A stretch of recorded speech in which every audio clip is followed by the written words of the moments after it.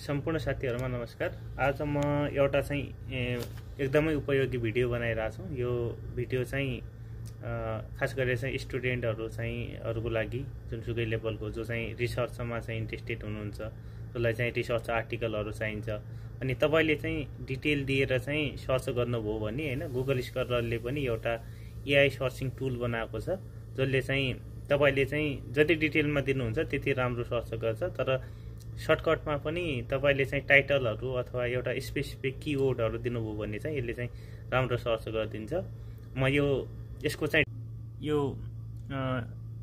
Scholar lab चाहिँ मैले चाहिँ यसरी मेरो कम्प्युटर स्क्रिनबाट देखाइरहेको छु।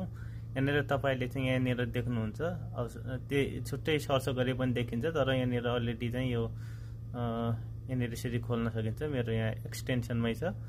तपाईले चाहिँ यो ट्राई स्कलर ल्याब गरेर चाहिँ ओपन गर्नुभयो अनि यहाँनिर चाहिँ च्याटजीपीटी को जस्तो चाहिँ देखिन्छ, जहाँ चाहिँ तपाईले चाहिँ आफूले चाहेको चाहिँ पेपरको टाइटल अथवा किवर्डहरु चाहिँ सर्च गर्न सक्नुहुन्छ। सपोज मैले चाहिँ यहाँनिर आफ्नो एउटा सानो यसरी चाहिँ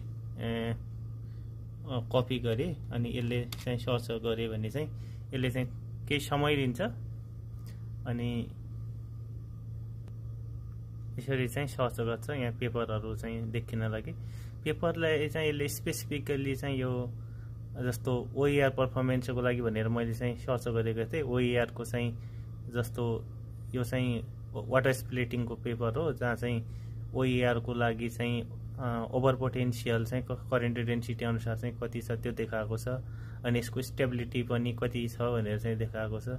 त्यसैगरी अरु पेपरहरु पनि यसरी चाहिँ यसले चाहिँ 1 बाइ 1 गरेर चाहिँ नयाँ पेपरहरु चाहिँ ओपन गरिरहेछ र तपाईले चाहिँ चाहेको कन्टेन्ट रिलेटेड आर्टिकलहरु चाहिँ इजिली सर्च गर्नको लागि चाहिँ यो स्कलर ल्याब भनेर चाहिँ यो एउटा एआई टुल छ। यो चाहिँ एकदमै उपयोगी हो। यो भिडियो प्रतिक्रिया दिनु होला। धन्यवाद।